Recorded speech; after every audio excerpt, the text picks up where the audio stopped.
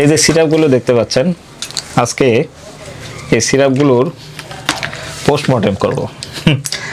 হালকা করে পোস্টমর্টেম করব। আসলে পোস্টমর্টেম বলতে আমরা কিন্তু বোতলগুলো কেটে ফেটে পোস্টমর্টেম করব না, এটা হালকা মোটামুটি কিছু ইনফরমেশন দিয়ে আমরা আলোচনা করব, এবং এই আলোচনা থেকে আমরা যেন বুঝতে পারি এই বাজারে শত শত রকমের যে জিঙ্কগুলো রয়েছে এগুলোর মধ্যে আসলে কোনটা ভালো।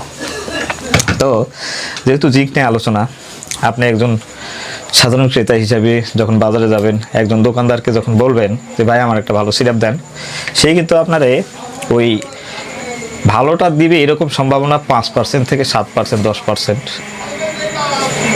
এবারে যদি আপনি কোনো ডাক্তারের কাছে যান, ডাক্তারও মোটামুটি ব্যান্ডিসে থাকতে পারে, অথবা ডাক্তারের সাথে কোনো কোম্পানির লোক থাকতে পারে, ঠিক আছে, সেখানেও আপনার সম্ভাবনা খুবই কম ভালোটা পাওয়ার।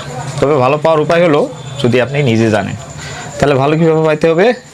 মোটামুটি তাহলে আপনার মুরগি আপনি জবাই করা জানতে হবে। তো আজকের ভিডিওটা এই নেই যে আপনারা মুরগি কীভাবে জবাই করবেন, নিজের মুরগিটা নিজে, এটা আমি আজকে খোলাসা করে দেব।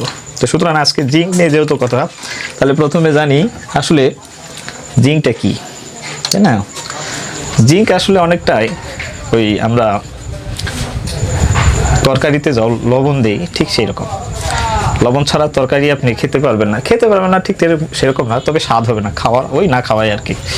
তো ঠিক এই জিঙ্ক সিরাপ হচ্ছে গবাদি পশুর জন্য এরকম, মানে এটা হচ্ছে মিনারেলস একটা, ঠিক আছে। আমরা অনেকেই গ্রামে কিন্তু ভিটামিন বলি, এটা হলো মিনারেলস দুই রকমের। কয় রকম? দুই রকম। সেটা হচ্ছে একটা হচ্ছে ম্যাক্রো মিনারেল আর একটা হচ্ছে মাইক্রো মিনারেল। এটা হচ্ছে মাইক্রো মিনারেলস। তবে মাইক্রো মিনারেলস ওই যে লবণের মতো লাগে খুবই কম পরিমাণে, তবে অবশ্যই লাগবে, খুবই অত্যাবশ্যকীয়, লাগে খুবই কম পরিমাণে। জিঙ্ক হচ্ছে এই মিনারেলসটা হলো দুই রকমের, একটা ম্যাক্রো আর একটা হচ্ছে মাইক্রো মিনারেলস। তবে এর মধ্যেও আর একটু ভাগ আছে, সেটা হলো আমরা কেন খাওয়াই জিঙ্ক। আসলে কেন খাওয়াই জিঙ্ক?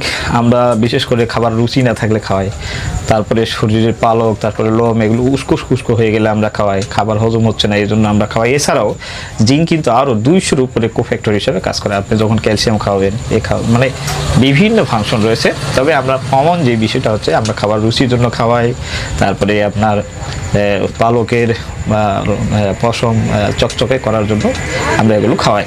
তো এই জিঙ্ক আসলে আরও একটা প্রকারভেদ আছে, সেটা হলো বর্তমান বাজারে আসছে, সেটা হচ্ছে একটা অর্গানিক আর একটা হলো ইনঅর্গানিক।